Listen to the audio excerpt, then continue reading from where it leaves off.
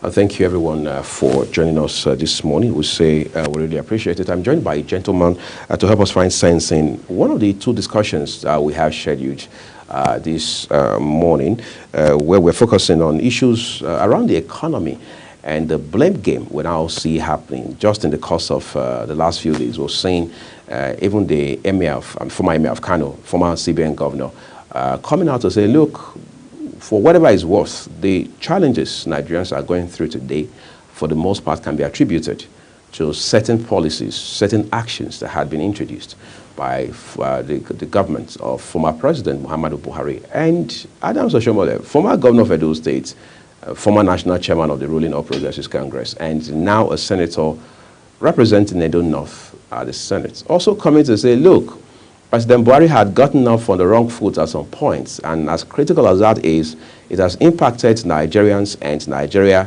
in ways that one cannot begin to enumerate. And he said that's the reason, at the twilight of the government of former President Buhari, he had to dissociate from him.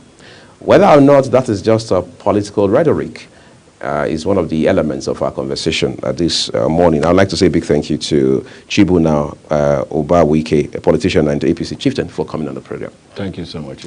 I'm just going to start off by asking you, first of all, how do we situate the position of these two gentlemen, His Royal Highness, former Mayor of Kano, and now former Governor Adams Oshiomhole? In the case of His Royal Highness, former Emir of Kano, he was saying these things even during the regime of... so it's not something that started yesterday? It did not start yesterday. Remember how he was removed as CBN governor, when he pointed out some anomalies, you know, in terms of remittances to the Federation, Consolidated Federation account from NNPC and things. Those were what earned him the sack. And he did not stop there. When President Buhari came to power, and you know, there was a lot of enthusiasm, all of us. And he started on a good footing, but along the line he derailed. There was lack of supervision on his appointees. Lack of supervision over his appointees. So they were doing things the way they like. And that has landed us. So he didn't have control, is that He didn't have control over his appointees. Most of them. They were doing things their own way.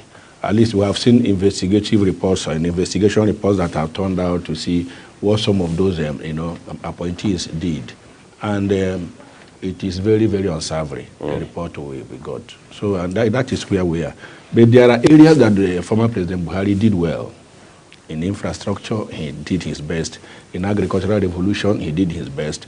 But some of the appointees, especially the immediate past CBN governor and some of the policies he brought out, like Anchor Borrowers program, did not get to the real, farmers and operators and those in the value chain. The funds did not get to them. Middlemen hijacked it. Middlemen they created hijacked the funds. Oh, they created the middlemen? Yes, that with the Enterprise Development Agency. You want to give me loan to run my business, agricultural business, to my farms, my fish farm, my rice farm, and all whatnot.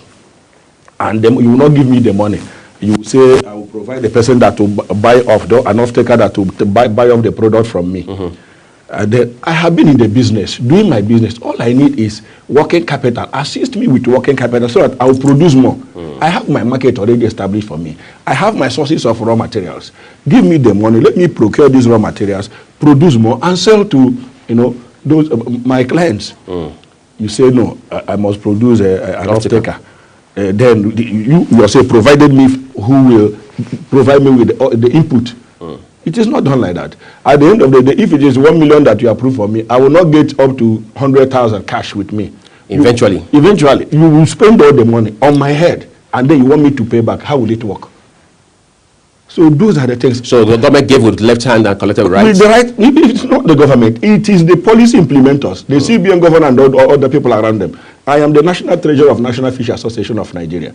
I was part and parcel of the system. We worked assiduously to get funds for our fish operators in the entire value chain.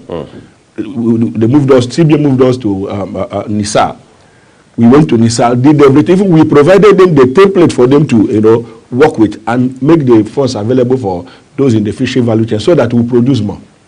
Nothing came out of it. No single person in the fishing value chain got anything from CBN and their whatever. Even those in the rice value chain, you see them come. If actually the funds got to them, why is there a scarcity of the product in the market today? Considering the humongous amount that was, supposedly injected in the system. So these are the things. The implementers of the policies were doing things the way they like because there was lack of supervision. That is where I would I'm happy that you are an APC chieftain. I mean, yes. you're not just a card member, you're an insider. Yeah, besides being, a very high up member of the APC, you also were part and parcel of the campaign that brought in President Tinubu. Yes. And that interestingly raises the issue of how that some people will say, oh, hold on a second. I mean, all these APC chieftains, they knew what was happening under Buhari the whole time, but it was a matter of shooting yourself in the chest. So nobody wanted to make a lot of noise about it from the APC. But at that point where they realized that some moves by the former president were going to hamper the chances of now President Tinubu coming into office, then it was a time to, as they say, quote and unquote, roast former President Muhammadu Buhari just to pave way for now President Tinubu. Was that not what it was? Because if we had a PDP government or a Labour Party government in place, it was we would be having this conversation about former President Muhammadu Buhari. It was not. It was not. Committed party members, committed APC party members have made presentations several times. They made presentations several times to the then president. Look how things are. Like I told you some time ago, it is one thing to give an advice. It is another thing for the person you advise to take your advice and work with it. And in government there is channels of communication. You will not come out to the public and begin to disparage the government in power. Absolutely. After you have explored or you have not explored other avenues to reach out to the government. It is when you have explored all avenues to reach out to the government, you've reached out to them, and they are not taking your advice. Then either you withdraw yourself, or you begin to maybe go public or something. Go public. Most committed party members went public after they've made presentations, and there was no change. It is painful to us. There are areas the man, in terms of integrity, he has integrity, but integrity is not enough. The people, when you give appointments to people to work with you, because you as the leader, the buck stops on your table, only you will not shoulder the responsibility. That is why you have to give appointments to people that will assist you executing your programs, so that the general populace will enjoy. And you appointed them, there is no supervision, there is no checks and balances, everybody does things his own way. There will be chaos. But we tried as much as we can to manage the situation. At the end of the day, we have landed where we are. We began to speak, not just because we want to bring in, we want to continue to be in power. No, we have been speaking and talking. But it is one thing to talk, it is another thing for the person you spoke to take your advice. But the question now is, are Nigerians buying this new narrative of whatever is happening today is as a result of the actions or inactions of former President Muhammadu Buhari? No, see, look at what I'm trying to explain is this. It is not former President Buhari per se that brought this hardship to us, no. Nigeria has been going through this hardship over the years. But your party is very clear on this. I mean, that is former President Buhari. No, my party, there's no official statement from my party to say it is former President Muhammadu Buhari. So again, we go back to the former previous administration. Let me explain. Nigeria have been on this, trajectory over the years. This economic hardship. I did tell you some time ago that as far back as June 2012, former Minister Ngozi Okonjo-Iweala did say that Nigeria, as at then, was borrowing money to pay salaries. So the landmine for where we are now has been laid from that time. And from 2012, it was 2015 that our party came into power. So 3 years before our party came to power, we have been in this mess, in this economic quagmire. Our party came to power and made nothing. The economy was already battered. Nigeria was already battered and bruised. Then former President Buhari did his best to amend the situation. But because of lack of supervision over those that he appointed to work with him, he couldn't achieve much. I don't know what I get me. So the blame is not on former President Muhammadu Buhari. It's on those who worked with him. Those that worked with him, one, and then the problem we have has been there over the years.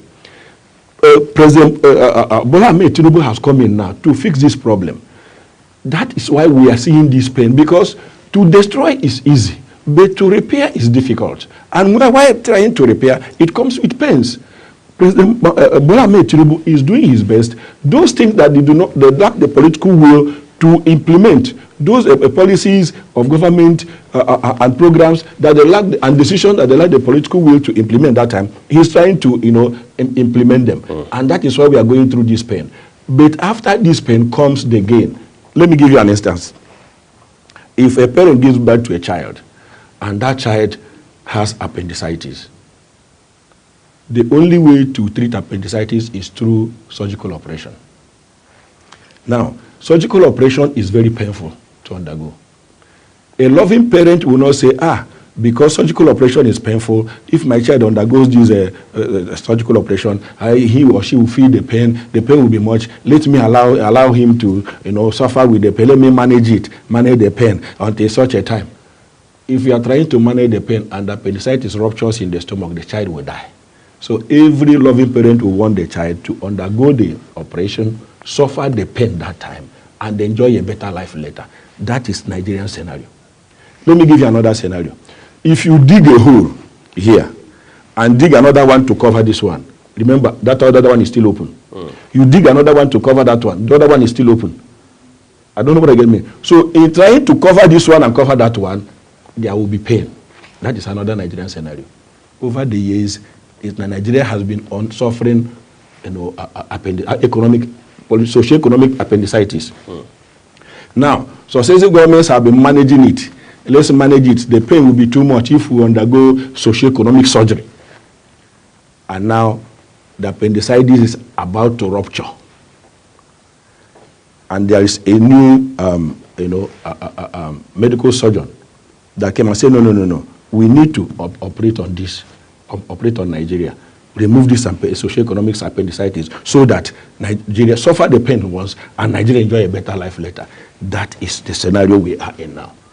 Not that we're talking. The problem is not from this government, it is not from the previous government, the ad hoc government, but it has been there. So the present government of President Bola Ahmed Tinubu has the political will and want to get things done right. But in doing those things right, it will come with pains. He has not said in any of his, if you watch any of his statements, he keeps telling you it will come with pains. And it tallies with what former Emir of Kano says, that anybody running for Nigeria president that says he will make Nigeria better today, tomorrow, is a lie. There is a lot of problem. There is a lot of problem. The person is coming to fix problem. What the former CBN governor, Charles Oludo, he also says such a same thing. It is not a new thing. Those that have socio-economic eyes, they have seen the problem. Anybody coming to gloss over, we are suffering too much. Yes, we are suffering too much because we ate our tomorrow today. We have gotten to today, nothing to eat.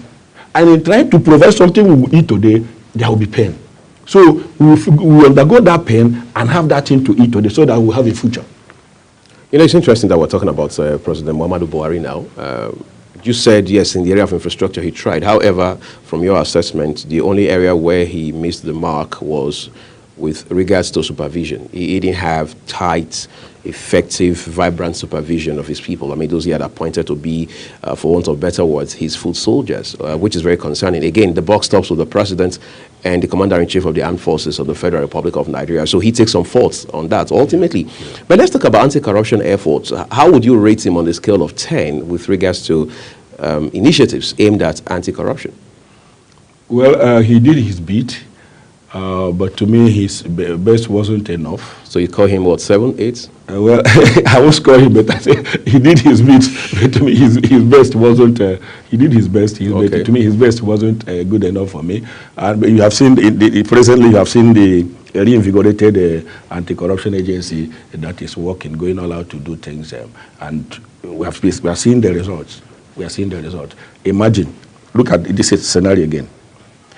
During the COVID-19 shutdown, the former Minister of Humanitarian Affairs and Disaster Management or whatever said in the school feeding program that students will be fed at home. Students that are at home will be fed. And humongous amount of money was supposedly spent on feeding students at home. Did your children or your brother's children or listen, got food, who are in public school, did they receive food at home? In my village, where I have people I am taking care of, did they receive anything? Same thing everywhere. And billions of naira was appropriated for that program. If it were to be where the commander-in-chief was, exercising appropriate and effective supervision over his appointees, he would say, no. How do you, ICT-wise, we have not developed to such a extent, you say use GPS. How will you use GPS to feed students at home? He will say, no, this program is not. This money, we are in COVID shutdown. This money that would have been used to feed the students if they were in school, let us, direct it or invest it in something else that will stimulate economic growth, that will affect the populace, positively. But they allowed it. See what the FCC is doing now. How much have been recovered from that ministry? Money that was meant to better the lives of Nigerians. Individuals appropriated it, stashed it somewhere. And we had a president. There was lack of supervision over his appointees. That was why things went the way they did. But like I keep saying, he was not the person that plunged us into this crisis. This socio-economic crisis we are facing now has been there. He came, he did his bit, but his best wasn't good enough. But you do agree that he has blame as to where we are today? He has some blame. He has some blame. You're saying is he's not entirely responsible for it. He has some blame. I won't exonerate him, completely. He has some blame. Yes, let's move further a little. The current president, Bola Tinubu, has said that, look, I already understood the enormity of work that was in front of me once I became president, and now that work has never been closer to him than it is right now. Yeah. From the actions you have seen, does it look like he actually understands as much about the work today as he did, or as he said he did, before the election? He understood the work perfectly well. Before even he threw his heart into the ring to run for the presidency of Nigeria, he understood the situation. He knew where we are, and he knows where we are going. So, and he has come to fix the problem. Yeah, these policies, he has put in place are biting hard on us because we have never had it like this. We have been living on borrowed time. When someone is living on borrowed time, he has not faced the reality. He will feel that things are good.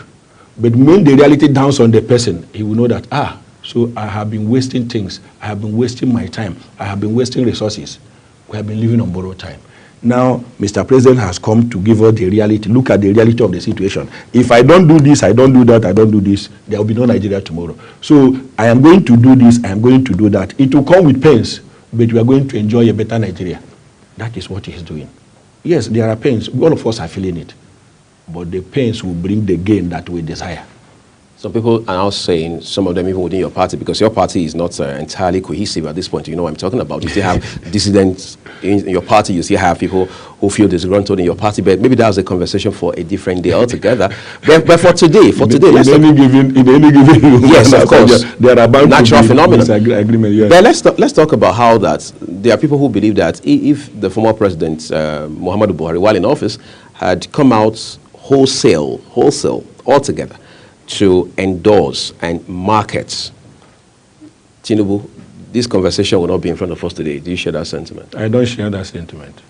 It has nothing, whether he came to endorse him or not, has nothing to do with the problem we have on hand. You understand me? Let me give you an instance. The Naira redesign policy. From the investigation report of the CBN, the special investigator. Thank you very much. The president did not, there was no written approval anywhere. They couldn't CBN everywhere. They couldn't see any document. The Buhari came out and said he but there was no document. Is it verbal? I don't know what they get me. Such a thing, it is not a verbal order or approval you give. The investigation report, the investigator himself said, when they interrogated the former CBN governor, Emefiele, he said it was the PA to the Mr. President, Tunde, that said he should go ahead. I don't know what they get me. So how do you change the currency of a nation at the twilight of a general election? I don't know what they get me. So it was about the timing, not the initiative. I'm coming. The timing was wrong. Considering our socio-economic trajectory at that time, it was also wrong. It was absolutely inappropriate. This is a very big program and policy. and you're about leaving the office, why not wait? If it is auspicious for it to be done, let the succeeding government carry it out. And you saw the pains that that particular policy brought on all Nigerians. It was not an APC policy. People died. You saw bankers scaling the fence to run away from the offices. People go to bank and sleep naked. Since I was born, I grew up in Nigeria. I have never seen such a thing. You don't do such a thing. We use Naira to buy Naira in Nigeria. No, such things. You know. Okay, how many of those new notes are in circulation to start with? There was no capacity. If that policy was intended for anything good, there would have been capacity to carry it out. The pros and cons would have been weighed before you embark on it. But this one, it was targeted at something and to subject Nigeria to serious pain. Whosoever dies, let him go. But let us achieve so aim. That was it. And that thing contributed a lot to this economic miasma we are into. So it's interesting when you say it was not an APC policy. I mean, how do we... I mean, the CBN is not a private entity from somewhere or a consulting firm. It is the Central Bank of Nigeria with a governor appointed solely by the president. Yeah. How then is it not an APC policy? Thank you very much. If you have gone through our programs and manifesto... That's the APC? APC. Any government elected, sponsored by a political party like the partisan democracy we practice in Nigeria, each party has they have their programs, they have their policies, their manifesto, and the president elected will do all he can to carry out the policies as contained in the manifesto of the party, because the manifestos are drafted having taken extensive research and consultations before the manifestos and policies are put together. At no time did APC say we are going to change the currency of Nigeria. At no time, no. If it was in the course of running the government and there is need for such things to be done, thank you very much, wider consultations will be made. Remember, Supreme Court in giving its judgment on that issue said there was no consultation at all. You just, bam, haphazardly, and Nigeria was on fire. If Nigeria was not the kind of a country it is, that thing alone is supposed to trigger, civil unrest that of unimaginable proportion. I would not say war. Civil unrest of unimaginable proportion. Why? Because of the misadventure of one person who was selfish to satisfy his ego. Because of the intellectual dishonesty of somebody, Nigeria was plunged into chaos. What have we benefited from that currency redesign to that we are talking? How many of those currencies are in circulation? The former CBN governor told us that the old Naira notes have been destroyed. Why are we still seeing the old Naira notes? Because they were intent on punishing Nigerians to achieve a desired end of not allowing President Bola Ahmed Tinubu to come to power. And the APC has not recovered from that. They've just forgiven both Muhammadu Buhari and I don't know about that one. I don't know about that one. Your party is punishing... my party is not punishing anybody. My party is not punishing former President Muhammadu Buhari. He's a leader of my party, an immediate past president, and has a cordial relationship with our President Bola Ahmed Tinubu. In front of cameras or in person? They have a very cordial relationship. Very cordial relationship. So my party is not, no. My party does not have anything against... I'm just going to... It is not my party that is punishing Emefiele. It is Emefiele's sins that have caught up with him. Okay, we're going to talk about all of those hopefully in the course of the show. But let's go back to you talking about how that the APC programs and manifesto altogether, particularly under President Tinubu, has nowhere he talks about Nigeria changing, I mean, even right from before President Tinubu, changing currency and so on and so forth. Your manifesto may not specifically mention an item, but some things have to happen on account of sheer necessity. For example, there are two issues. Given the condition that Nigerians are now dealing with, I mean, the economic realities, the governments under President Tinubu now says, look, we are seriously considering, I mean, we want to open grains, want to open, reserves of grains and so on and so forth. They are saying we want to regulate price. I'm not sure there's anywhere in your manifesto, your party manifesto, where it says you will regulate price, you will open up reserves of food, and so on and so forth. But you are doing that because you realize that, I mean, you know what time it is. You know that the situation calls for it. Therefore, do we now say, okay, well, we exonerate the APC, we exonerate President Muhammadu Buhari, because President Muhammadu Buhari was still fully in charge, was still in office, the APC federal government was still in office when all of these issues came up around Naira redesign policy. What did the APC do as a party at that time? Because the APC, like other political parties would say, whoever becomes the president or the governor or the legislator, that person was produced, came up on our platform. What responsibility did the APC take at that time? You remember who were the governors that went to court to challenge that policy? Were they not APC governors? But the argument is that they were protecting the interests of Tinubu, not Nigerians. No. If they affect the now president, who was a candidate at that time, it won't matter much. It was the interest of Nigerians, because it was the Nigerians that were dying. It was Nigerians that were suffering. But those governors ironically are doing things that are also killing their people in their states, and they don't take action. No. It was. Let me tell you something. When you touch people's sources of livelihood, right? If it were to be, even in some smaller neighboring countries here, you will see serious unrest. And Nigeria was at that boiling point. It was the citizens of those states, of Nigerians, that were suffering, not President Bola Ahmed Tinubu. No, they were looking at it from the place of his chances at the polls, because he was the president. Because this wasn't an APC policy, like I told you. If it was an APC policy, there was going to be wider consultation to know whether it is appropriate. Now, is it auspicious now to do this project, execute this program, or do we wait? I don't know whether you understand. But there was no consultation. There was nothing. The governors were not taken into confidence. Nobody was reached out to. The key stakeholders were not spoken to. Nobody. He just brought it back. It was APC governors that went to court to challenge the policy, because it was not going to serve the interests of Nigerians as at that time. You don't remember, we are to have the national general election and also the population census within the same period, and you are changing our national currency. How does it situate? How do you situate such a situation? How do you situate those policies at that time? It cannot work well. It cannot augur well. It will bring serious problem and hardship to Nigerians. It was APC governors that went to court to challenge the policy. So if it were to be APC policy, our governors wouldn't have gone to court. That's number one. In the cost of governance, exigencies arise. When exigencies arise, that requires drastic action. Then you take drastic action. But in the case of Naira redesign, there was no exigency that warrant changing the Naira at that particular point in time. In this case of the grains now, yes, we are having food, a kind of food crisis, something of that nature. But if you look at it, holistically, you will see that saboteurs are at work hoarding the food, products. Look at what is happening in Kano. You saw warehouses. People bought off palliative goods that was meant for the public. They were sold to them. They stocked it and was waiting to sell at, killing price to profiteer from people's blood. So others are on the prowl, sabotaging the policy of government. So that's why Mr. President says he's going to open the grain reserves and whatever.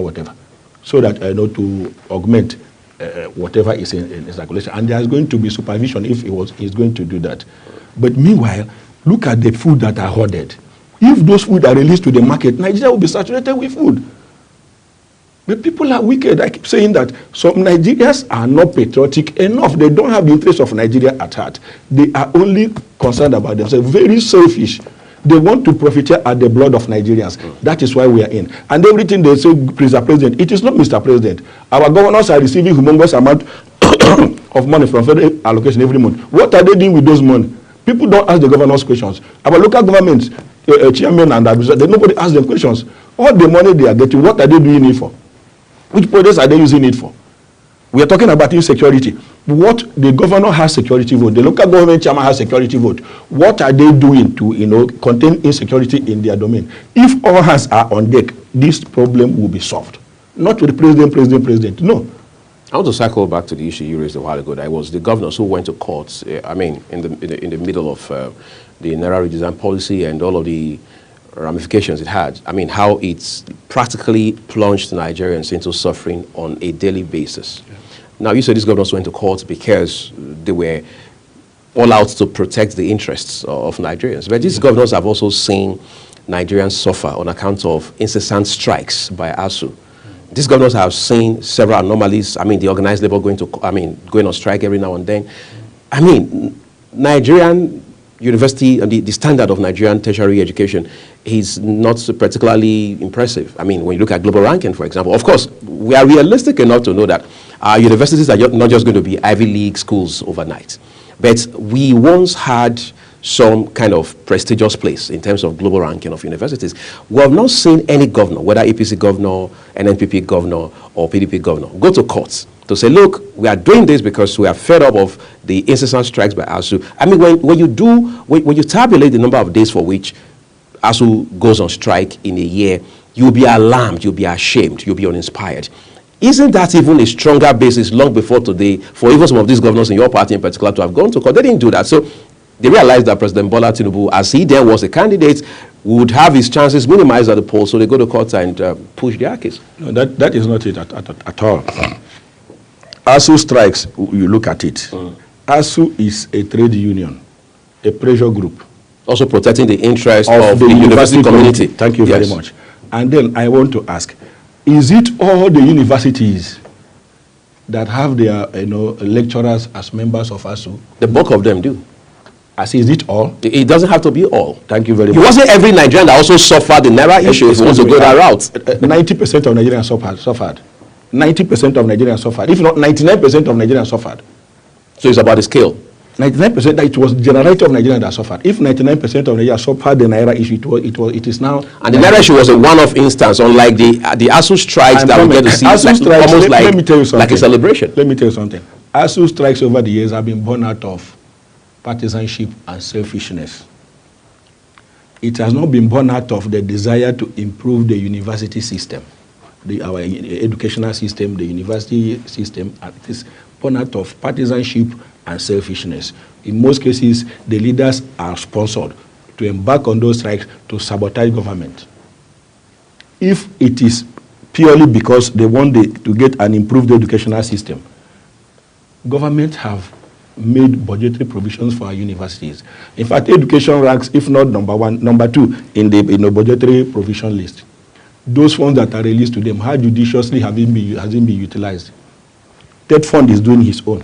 If you put all the provisions made for education, the funds that are coming to education, cumulatively, you see that education is getting the largest chunk of our budgetary provision. What have they done with it? Most of those, how many students, the number of the students in public universities, can you compare it with those in private universities? No, they are quite infinitesimal. So what now is the reason for us every time embarking on strike? Out of selfishness. So does your party... Intellectual deceit. I know you're not here to hold brief for the APC in an official capacity, but then again, you are a member of the APC, no less. I'm not speaking for my party. Of course. I'm not the spokesman of my party, and I'm not the spokesman of the government. I just established that caveat now, that you are not here to hold brief for the party because you don't play that role. Yeah. So you're here to talk as a Nigerian and a member of the party in your private capacity. Yes. But I'm going to ask a question real quick, which is the fact that, I mean, from the way you're sounding, like politicians always do and political parties officially, so the blame always has to go to the opposition, because at the point your party was not in power, it was the PDP. So every time there was a protest, it was the ACN as it then was.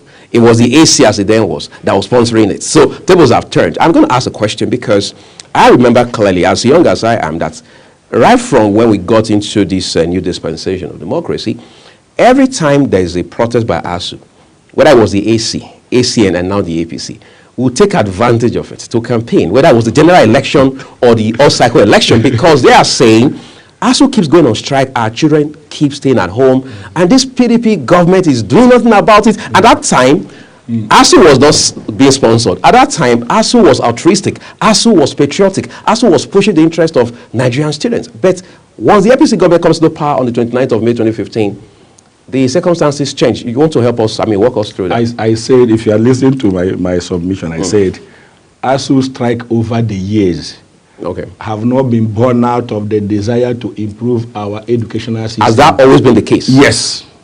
It has not been born out of the desire to improve our university educational system or our educational system in general. It has always been born out of partisanship and selfish interest. That takes it. Whether the government in power or not in power. But your party exploited that to campaign over time too. I cannot say so. I didn't see my party exploiting such. All I said is that ASUU strike over the years have been born out of partisanship and selfish desire. That is it. It is not born out of altruistic desire or the desire to foster an improved educational system or a university educational system. No. Let's talk about we're wrapping up now. Let's talk about the renewed hope agenda of President Tinubu, who is the leader of your party. Is that hope still fair now? Because I think, for whatever it's worth, Nigerians didn't buy into it at some point because they realized that, well, we can't continue to despair. We can't continue to be pessimistic. I mean, let's look forward to the future with some hope, with some zeal, with some, if you like, optimism. How much are Nigerians buying that right now? I mean, given that people know they are going to go out today and buy fuel at over 700 naira, no doubt about that. People know that even the IMF is now saying that Nigeria has not fully removed fuel subsidy. I mean, is that a hope still worth hanging on to? Let me tell you something. If you watch, the human society, when you speak the truth, people hate you, they despise you. But when you tell people lies, that is what they buy into. The renewed hope agenda of President Bola Ahmed Tinubu is the best thing that has happened to Nigeria. I'm going to have to bump in on you. I'm very sorry about this, Chief Buddha. So we can take a quick break. The show returns shortly. Do stay with us. Okay.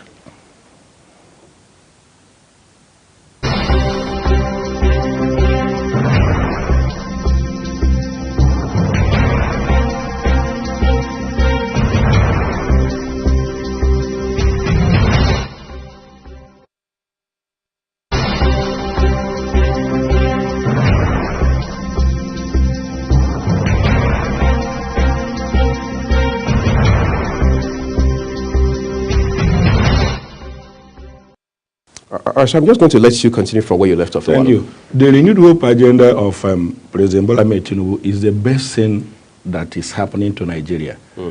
Because we keep saying, you cannot make an omelette without breaking the egg.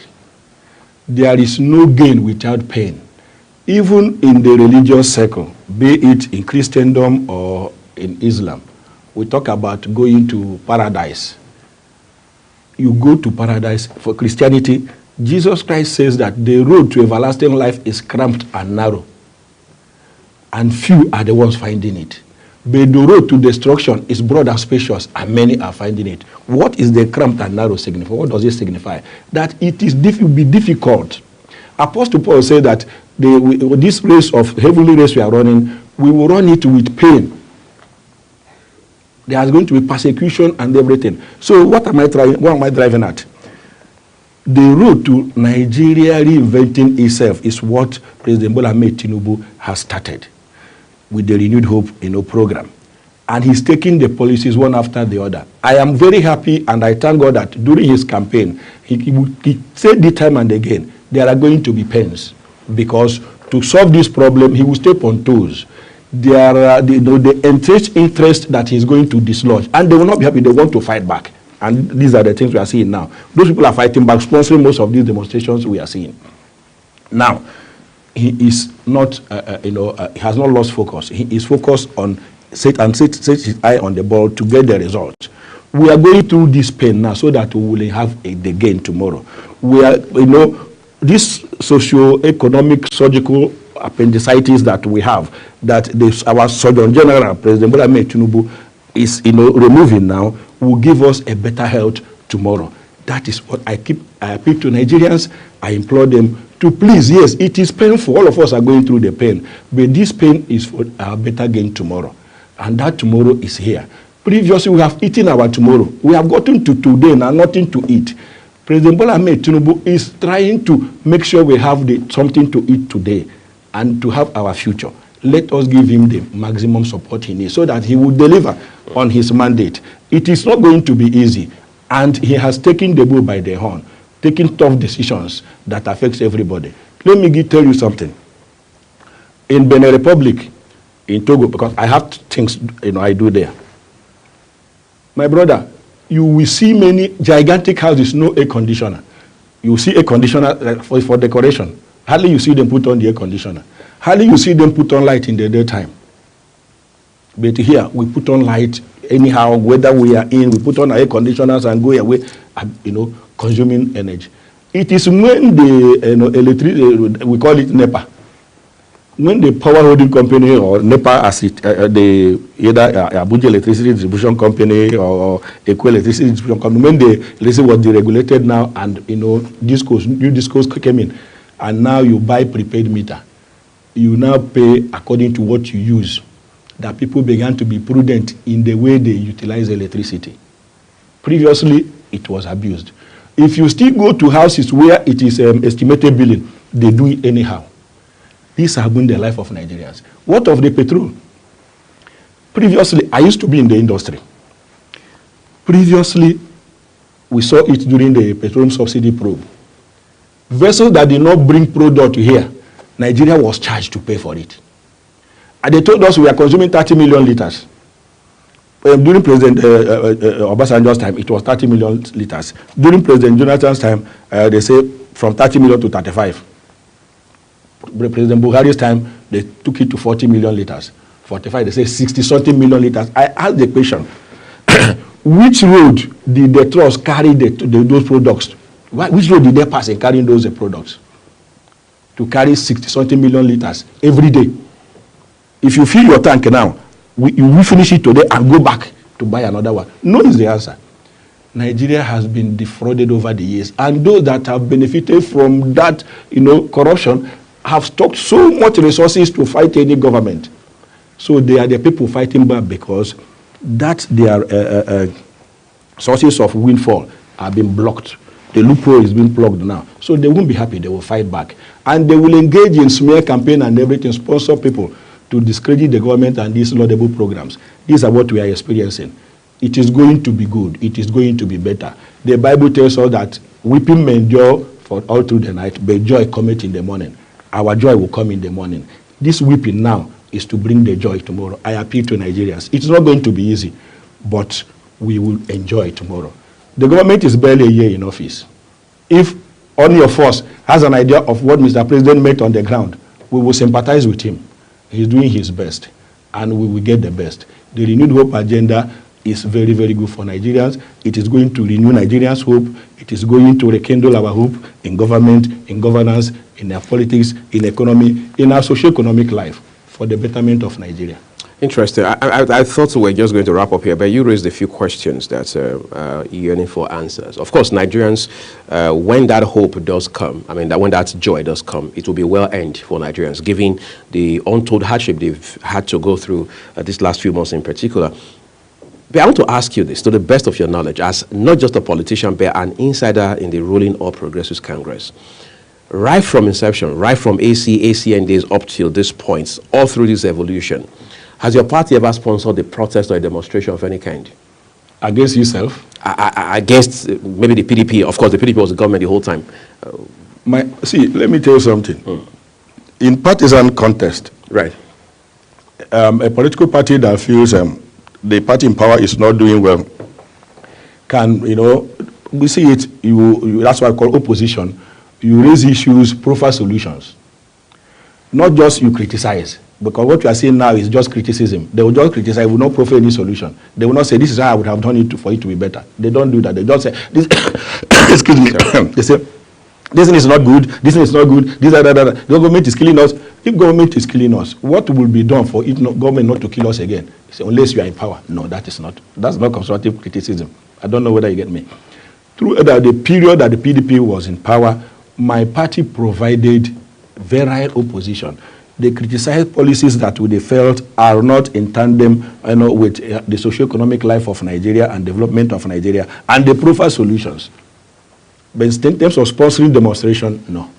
Okay, so it's only when the APC is in power that other parties are sponsoring. But we do understand that when people are disgruntled, when people apparently, when they evidently, empirically find reasons to demonstrate, like we have now, because it's a survival issue for most Nigerians right now. So it's not going to be about, we understand politicians can be mischievous on many levels. They can sponsor protests against themselves. In fact, even within a political party, you can have a disgruntled faction sponsor protest in the party, against the larger party. We've seen that happen time and again. But we're saying that in the final analysis, sponsored or not, people will always find legitimate, valid reasons to protest what they feel is against their best interest. But I'd like to say a big thank you to you for coming on the program this morning. We've been talking about the state of Nigeria in particular, and particularly using the basis, on which the former NLC president, former national chairman of the All Progressives Congress, former governor of Edo State, Adams Aliyu Shomole, had talked about how that, look, for obvious reasons, we can't pin blame on President Tinubu. He says, first of all, the man has been in office for barely a year, for far less than 1 year. And the repercussions, I mean, whatever we are undergoing as a country, are repercussions from things either not done at all under previous leadership in this country, or not properly done. But my guest this morning has specifically talked about how that former President Muhammadu Buhari had failed in the area of supervision, because the buck stopped with him. He was supposed to be the commander of his foot soldiers, but he had so much of slack, and we are paying the price for that today. However, he said President Bola Tinubu is here to not just fix those problems, not give Nigeria the reason to see a brighter future ahead of them, but the term he used is that he's now the Surgeon General. Age will not allow him to go back to school to study medicine. The socio-economic surgeon of yes, that's what he called him. I'll say big thank you again once again. Thank it's a pleasure. you. Thank you. And that's what we'll leave it on the program this morning. Thank you everyone for watching. I'll be back here with Queen Agaba in the morning tomorrow. Do stay with us. Thank you.